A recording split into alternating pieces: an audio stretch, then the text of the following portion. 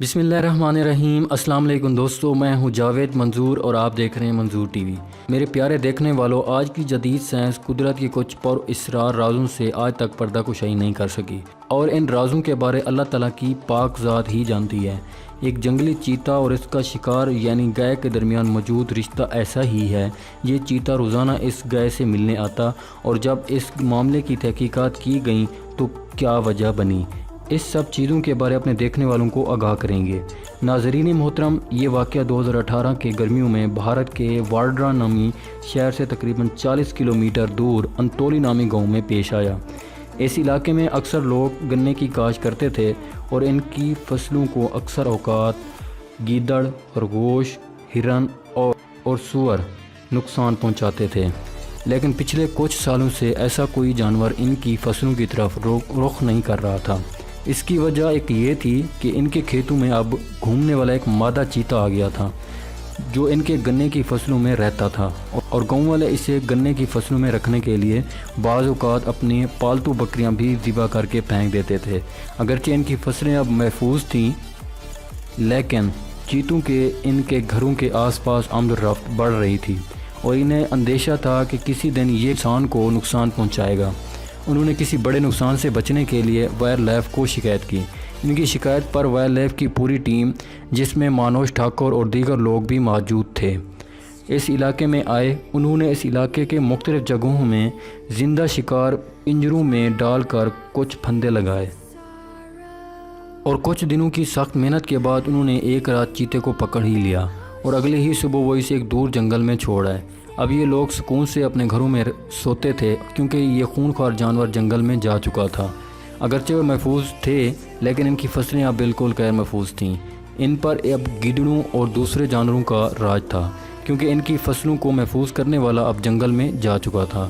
یہ سارے واقعے کو ایک مہینہ بھی نہیں ہوا تھا، مسٹر مانوج ٹھاکر کو ایک عجیب و غریب شکایات موصول ہوئی۔ ناظرین، آپ جانتے ہی ہوں گے کہ بھارت میں ذات پات کا بڑا ہی اثر و رسوخ ہے۔ اس علاقے میں اونچی ذات کے پٹیل فیملی کے لوگ اچھے علاقوں میں رہتے تھے، اور آس پاس کے جنگل میں لگنے والے علاقے نچلی ذات کے لوگوں کے پاس ہیں۔ نچلی ذات کا ایک بوڑھا شخص جنگل کے بالکل پاس اپنے ایک چھوٹے سے گھر میں رہتا تھا۔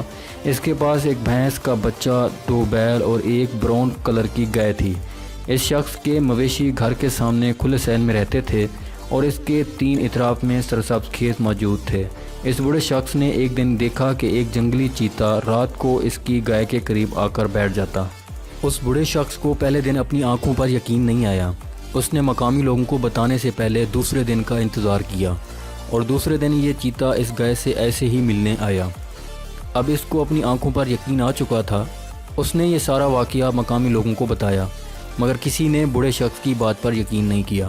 مسٹر مانوج ٹھاکر کو اس کی بات پر یقین بالکل بھی نہیں آیا، مگر بہت زیادہ اصرار پر منوج ٹھاکر کو آخرکار یہ معاملہ دیکھنا ہی پڑا۔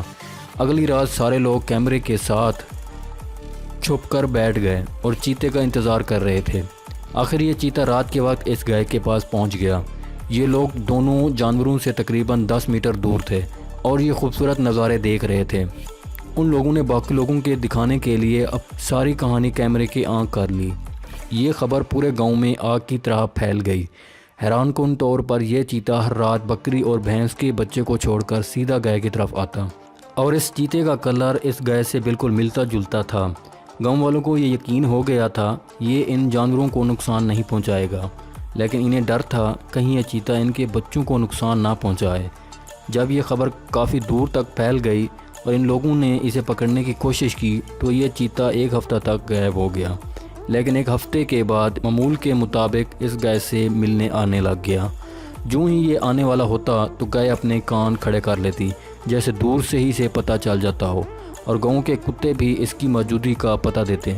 یہ چیتا پہلے ارد گرد کا ماحول چیک کرتا اور پھر اس گائے کے پاس آ جاتا۔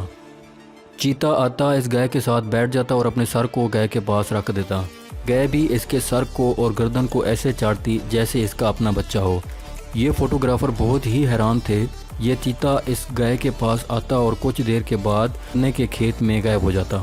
گاؤں والوں اور جنگلات والوں نے اسے پکڑنے کے لیے پنجرے لگائے، لیکن وہ کسی بھی پنجرے کے پاس نہ جاتا، اور اس سارے واقعے کو 5 ماہ ہو گئے تھے۔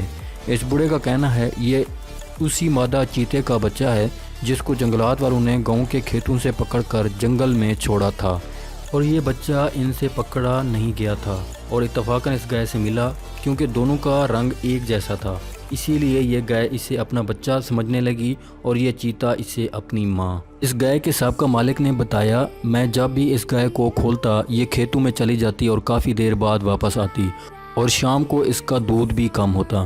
جب انہوں نے پیچھا کیا تو پتہ چلا یہ چیتے کے بچے کے ساتھ گنے کے کھیت میں کھڑی رہتی ہے، اور جب لوگ وہاں پر پہنچے تو چیتا بھاگ، لیکن گائے وہاں پر موجود تھی۔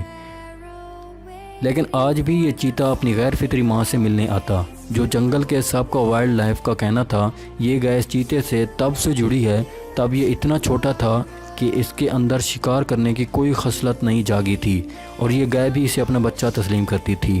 دوستو آج کی ویڈیو بس یہیں تک تھی۔ مزید ایسی ویڈیو دیکھنے کے لیے ہمارے چینل کو سبسکرائب کریں۔ انشاءاللہ ملتے ہیں ایک نئی ویڈیو کے ساتھ، تب تک کے لیے فی امان اللہ۔